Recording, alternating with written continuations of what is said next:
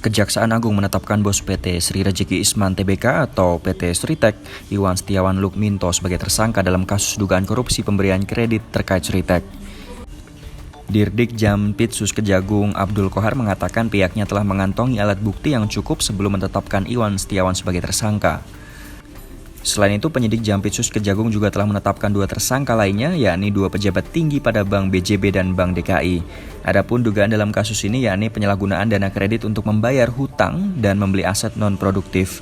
PT Sritek sendiri memiliki tagihan yang belum dilunasi sebesar 3,58 triliun hingga Oktober 2024. Tak hanya itu, dalam kasus ini negara diduga telah mengalami kerugian sebesar 692 miliar.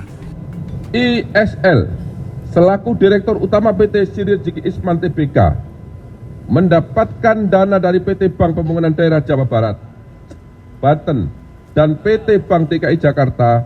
Terdapat fakta hukum bahwa dana tersebut tidak dipergunakan sebagaimana tujuan dari pemberian kredit, yaitu untuk modal kerja, tetapi disalahgunakan untuk membayar hutang dan membeli aset non-produktif sehingga tidak sesuai dengan peruntukan yang seharusnya.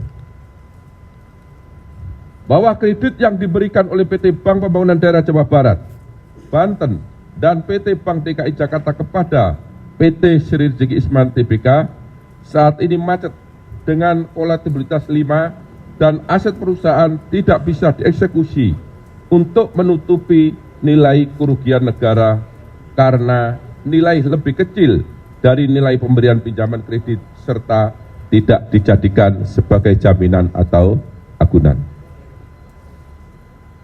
Bahwa PT Sri Rejeki Isman Tbk dinyatakan pilot oleh Pengadilan Negeri Niaga Semarang melalui putusan nomor perkara 2/PDT.SUS homologasi _2024/PN Niaga Semarang.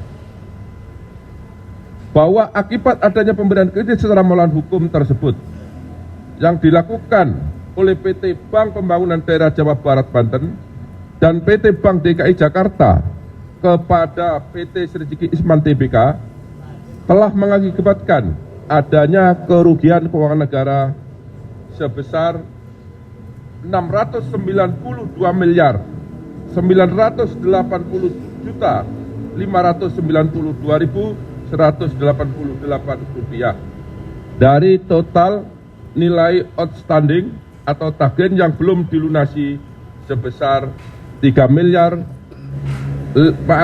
triliun 588 miliar 650 juta 808.028 rupiah, 57 sen.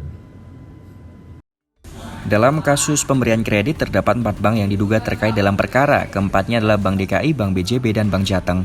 Sementara satu lagi merupakan bank nasional milik pemerintah atau BUMN yakni BNI.